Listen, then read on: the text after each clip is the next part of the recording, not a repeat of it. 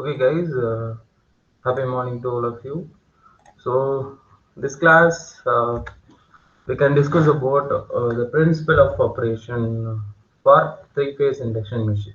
Okay, so in the previous classes, we have discussed about in the first class we discussed about basic what is motors and what are the applications of motors and and types of motors and the difference between AC and DC and the construction of three-phase induction machine. So this class we can discuss about the basic working principle of three-phase induction machine. So how it works? Any motors. Basically, many motors are working in the basic principle of electromagnetic induction.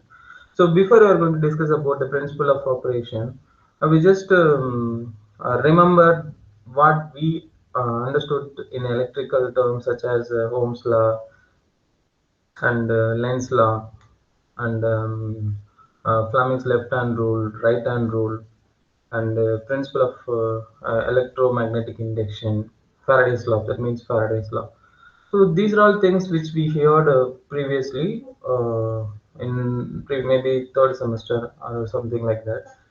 But here, in compared to all those things, actually, what how the electrical machines is working like that means using these kind of principles, this kind of logic behind that, so it is working. Okay, so here in a three-phase induction machine, generally the principle of electromagnetic induction is major things, and also you studied about transformers such as mutual induction, right? So induction property, mutual induction. That similar concept only is going to happen in three-phase induction machine. Okay, okay. Come. Let's see how it works. Okay, okay. So initially we know the construction, that is stator and rotor. Stator is a stationary part, rotor is a rotatory part. Okay. So shaft is attached with the rotor. So once the rotor is start to rotate, then only it is attached with the shaft. Shaft is also going to rotate. This is what's going to happen. But how it is going to happen in the three-phase induction machine? Okay. So initially when three-phase supply is given to the stator, so it produces rotating magnetic field. It is produces rotating magnetic field.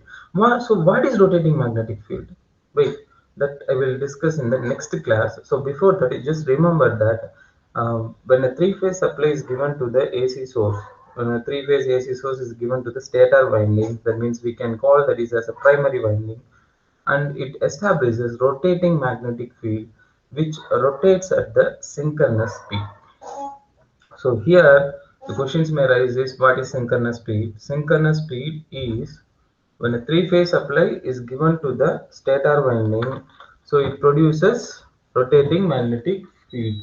Okay, that is what called as uh, synchronous speed.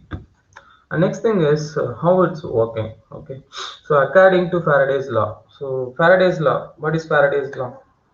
Any ideas? Um, or else I just refresh those things. Whenever a current carrying conductor is placed in between the magnetic field, an EMF is induced in any circuit.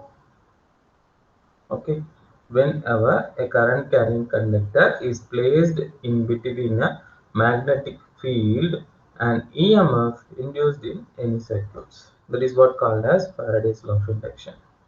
So according to Faraday's law, an EMF induced in any circuit is due to the rate of change of magnetic flux linkage through the circuit. Okay, sir. How this principle is going to coming into our induction motors?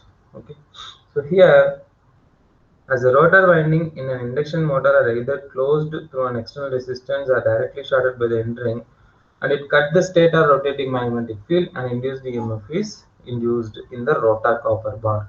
And due to this EMF, a current flows through the rotor conductor. Simple logic. Okay. So Faraday's law is